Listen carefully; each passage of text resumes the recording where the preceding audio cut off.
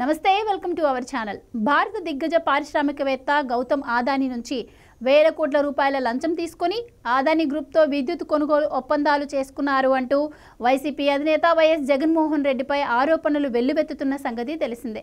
ఈ కేసు భారత్లో వెలుగు చూసి ఉంటే పరిస్థితి వేరేలా ఉండేది.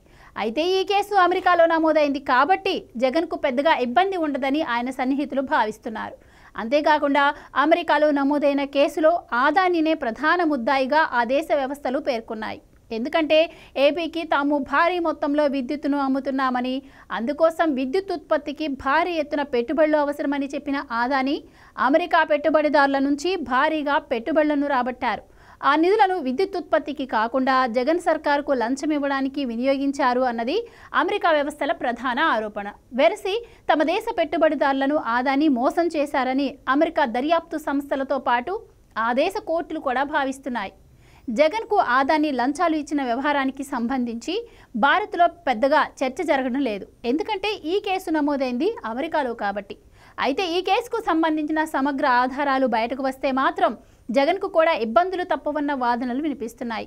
కేసు ఎక్కడిదైనా ప్రపంచంలోనే అత్యంత ధనికుల్లో ఒకరైన అదానీకి సంబంధించిన వ్యవహారం కాబట్టి అంతర్జాతీయ మీడియాకు దీనిపై ఆసక్తి అధికంగానే ఉంటుంది కదా.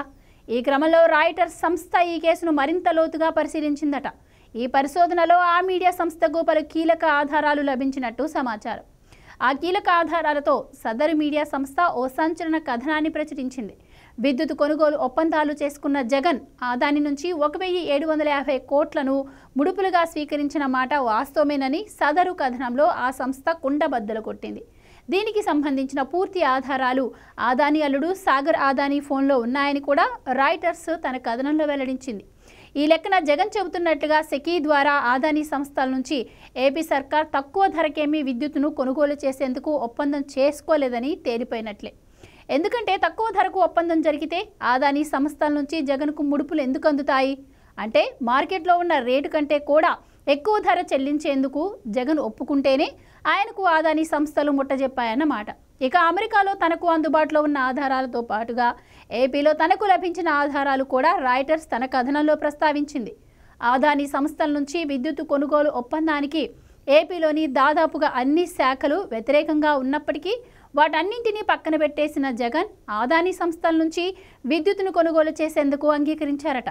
ప్రభుత్వాధినేత గ్రీన్ సిగ్నల్ ఇచ్చాక ఇక ఎన్ని శాఖలు వద్దంటే ఆ ఒప్పందాలు ఆగుతాయి చెప్పండి. వెరసి అదానీ నుంచి లంచం తీసుకునే జగన్ అదానీ సంస్థల నుంచి ఏపీ విద్యుత్ కొనుగోలు చేసేందుకు ఒప్పందం కుదిరేలా చేశారని రాయిటర్స్ తేల్చిపారేసింది. ఈ వివరాలన్నీ బయటకు వస్తే కేసు అమెరికాదైనా ఇక్కడ జగన్కు ఇబ్బందులు తప్పవన్న వాదనలు వినిపిస్తున్నాయి.